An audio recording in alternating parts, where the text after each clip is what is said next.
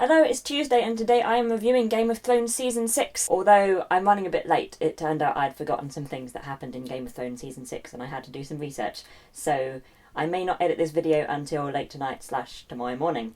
In which case, hello, it is Wednesday and today I am reviewing Game of Thrones Season 6. Also, in case you are wondering what has happened to the Quiet as Mouse book club, which hasn't existed on a Tuesday for about 472 weeks now. I haven't yet finished How Green is My Valley. I will finish it, and then the Quiet as Mouse book club will return in a blaze of glory. I mean, probably won't return in a blaze of glory, it'll probably return in like a damp squib of sheepishness. Anyway, Game of Thrones. Please don't watch this video if you haven't watched Game of Thrones Season 6, all of it. Game of Thrones is all about surprises and shocks, and I will ruin them all if you listen to me, so please don't do that. I was a little apprehensive about Season 6 before I started it, because I didn't get on too well with Season 5. It was my least favourite season. It had its moments of fineness, but I was kind of disappointed / upset about where a few storylines went and how they diverged from the book. So there were several moments where I considered stopping watching Game of Thrones, but I didn't. I powered through, and now here I am talking about Season 6. So I was worried about that, and also because we're now moving ahead of the books for the most part. Most of the storylines are now ahead of the books. I was kind of worried about ruining the books, spoiling the future books. But also I was kind of excited about delving into the unknown, because I hadn't had that kind of excitement and interest since Season 3. Season 3 was the last series I watched before I started reading A Song of Ice and Fire. From Season 4 onwards I was ahead of the story. This series I was a lot happier with. I think the pace has really picked up. We're kind of hurtling towards the conclusion now. Characters seem to be moving into the roles that they're going to play in the end game. Although this is Game of Thrones, so I'm sure that roles in the end game are subject to change. So the pace has picked up, but also I feel like a few of the storylines which kind of meandered off track a bit during Season 5 have kind of meandered back into a better place. For instance, Sansa, who is my favourite character and is just my favourite fictional character. I loved her storyline this year, where she's going, where she is. For the last 5 seasons we've seen her learning how to play the game,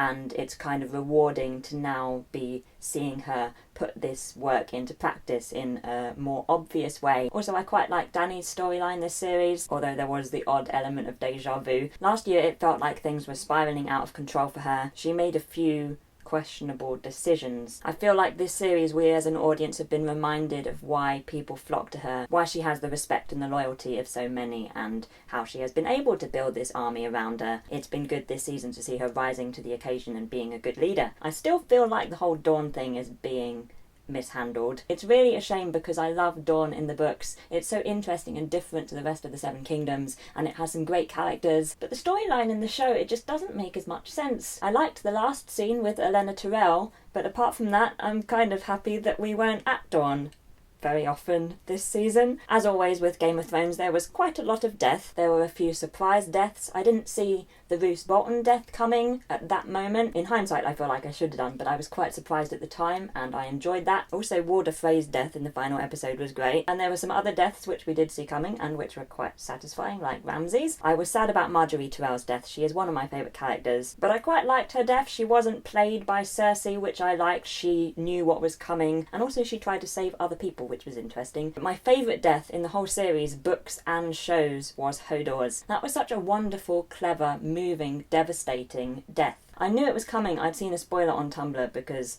I can't avoid Tumblr in the gap between the US broadcast and the UK broadcast, so I always get spoiled, but it was still so devastating. It knocked me for 6. It was just a perfect death. I feel like one of my favourite things about this series was how satisfying it was as a long-term viewer. We had storylines and characters that we hadn't visited for years back. You know, Benjen Stark, Bran Stark, the Hound, the Brotherhood Without Banners, you know, the Tullys, the Red Wedding, Rickon and Osha. And we had characters reuniting like Sansa and Jon, Jaime and Brienne, and Bronn and Pod. And we had some first meetings like the Greyjoys joining forces with Dany. Also, going back to Bran for a second, the thing I like about his return and his new role as the Three-Eyed Raven is that it gives a whole new dynamic to the show, because now we have flashbacks, and we have flashbacks with purpose and that fit in and are important. Sometimes with flashbacks, especially if it's in a show that hasn't had flashbacks before, they can seem a bit weird and out of place. I mean, like, are we in the memory of this character? Is this character remembering this event? Because if that's the case, it might be distorted. Or is it just us, the audience, who are going to this place? But with Bran, it's like really cleverly woven in. Like with Hodor's death, that was done so well.